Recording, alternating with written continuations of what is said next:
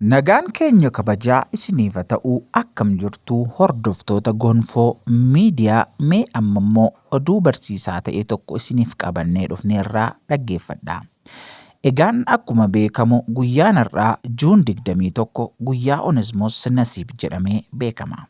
Seenaa gabaabaa barumsa guddaa kitaabni qulqulluun argitan kun kitaaba qulqulluu Onesmoos Nasiibiin waggaa 125 dura gara afaan Oromootti hiikamee maxxanfame kan isaan itti fayyadamaa turanidha.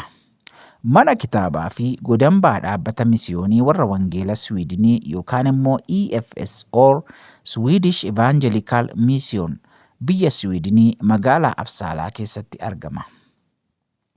Dhaabbanni misiyoonii wangeelaa EFS yookaan SEM jedhamu kun dhaabbata Onesmoos Nasiib harka daldaaltota garbaatii fuudhee wangeela itti lallabee gara gooftaatti fide barsiise hojii hiika kitaaba qulqulluuttis gargaaree mishiinarii godhee isaan gara biyyaatti ergee hundeeffama waldaa kiristaanaa warra wangeela makaana Yesuus Itoophiyaa keessatti ga'ee guddaa qabuu fi har'as waldattii waliin tajaajila hunda galeessaan hojjechaa jirudha.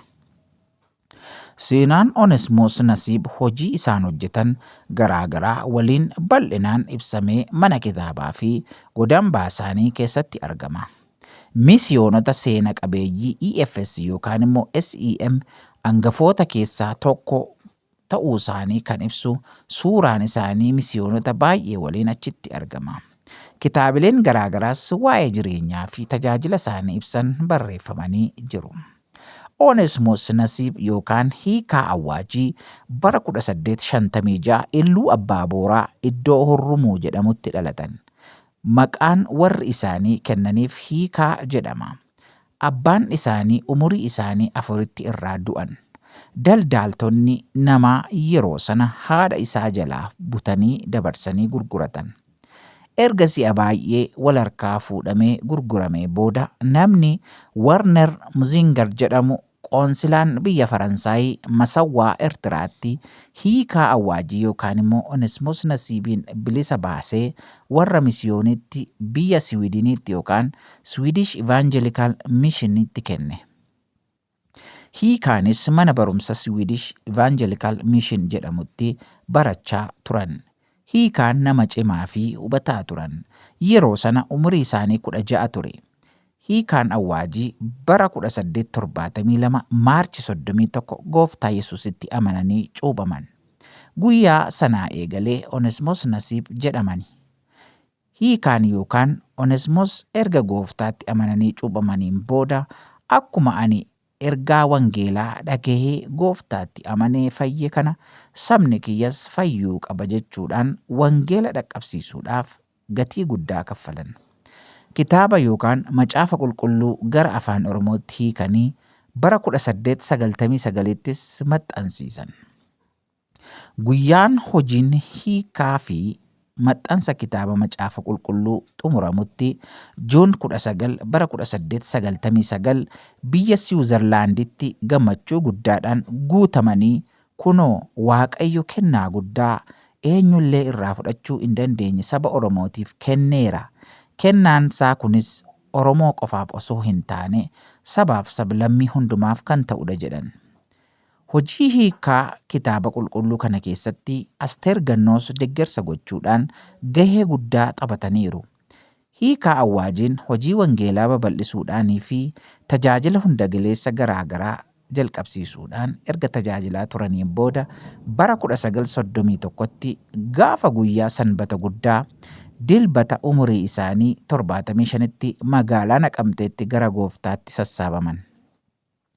Bakki awwaalcha isaanii magaalaa Naqamtee waldaa kiristaanaa warra wangeela makaana Yesuus haadhoo Naqamtee keessatti argama.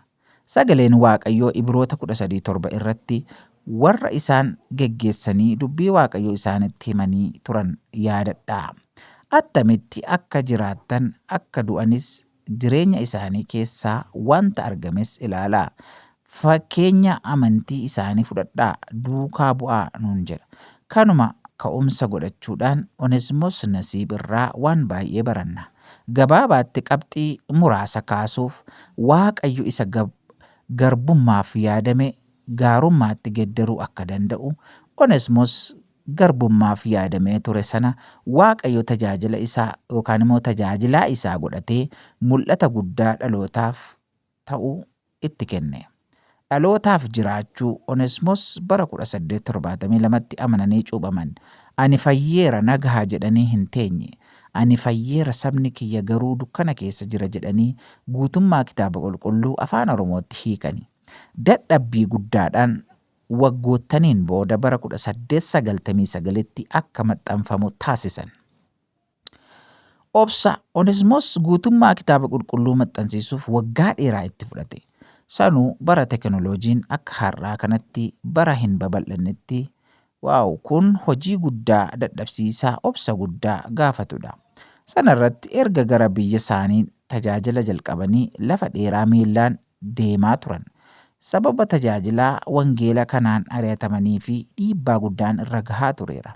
Dubbii Waaqayyoo akka hin dubbanneef arrabni isaanii akka muramuuf akka ajjeefamaniif himannaan isaan irratti dhiyaachaa ture. Waaqayyo garuu himannaa hundumaa irraa isaan oolche. Kana hundumaa immoo obsaan darbanii tajaajilan. Inni kan biraan waliin hojjechuudha. Hojii hiika kitaaba qulqulluu fi ergasiis kitaabota kan biroo garaagaraa siikuun hojii wangeelaa dhaqqabsiisuu keessatti Asteer Gannoo waliin hojii wangeelaa babal'isuu garaagaraa hojjetaniiru. Waliin hojjechuun tokkummaan tajaajiluun bu'aa guddaa akka qabu jireenya isaaniitiin fakkeenya nuuf ta'aniiru. Inni kan biraan dandeettii afaaniiti. Oneesimoos Nasiib afaan garaagaraa barachuudhaaf keessi isaanii banamaa ture. Yeroo gabaabaatti afaan Amaariffaa, afaan Arabaa, afaan Swiidish, afaan Ingiliffaa, afaan Jarmanii, afaan Laatinii, afaan Giriikii barataniiru. Walumaa galatti afaan Oromoo dabalatee afaan garaagaraa beekuun barbaachisaa akka ta'ee fi bu'aa guddaa akka qabu jireenya isaaniitiin fakkeenya nuuf ta'aniiru. Dabalataan namni kamuu afaan isaaniitiin wangeela akka dhaga'uu qabu, wangeelli fayyina gooftaa Yesuus aadaa fi afaan garaagaraatiin lallabamuu akka qabu tajaajila isaaniitiin fakkeenya ta'aniiru. Ogummaa garaagaraa qabaachuu, hojii hojjechuu Oneesimoos Nasiib hojii barnoota tiyoolojii yookaan ogwaaqummaa cinatti ogummaa hojii ijaarsaa fi anaaxummaa yookaan building and carpentry barataniiru. Oneesimoos Nasiib ergama Waaqayyoo itti kenne raawwatanii waxabajji 21 bara 1931tti waggaa 75ffaa isaanitti gara gooftaatti sassaabaman. Guyyaa awwaala isaanii kan sagalee Waaqayyoo lallaban luba Ulee Eriksan turan. Kutaan keessaa isaaniitti yookaan immoo kutaan isaan lallabanis 2 Qorontos 5:6-7 irra ture. Awwaala isaanii irrattis sagaleen Waaqayyoo barreeffame. Yaa lafaa, yaa lafaa, yaa lafaa dubbii Waaqayyoo dhaga'i kan jedhu Ermiyaas 22:29 irra kan jirudha. Egaan wanti kun seenaa Oneesimoos Nasiibidha. Maddi nuti irraa arganne Gustaf Aaron in Voice of the Gospel in Ethiopia and the Steps of the Evangelical Pioneers Stockholm, A Legacy of Commitment, the Mission of SEM 1866 to 2016, EFS Bad Barren 2060, Sweden, From Oneesimoos to OBIS, The Donating Journey of the Oromo Bible Through Generations. Egaan seenaan kun iddoo kanarraa arganne waan ta'eef egaa seenaa gaariif ajaa'ibaa kana dhaloonni dubbisnee irraa barannu, hojii gaarii irraa barannu isiniin jennaa hordoftoota keenya galatoomaa eebbifamaa isiniin jennaa. Thank you.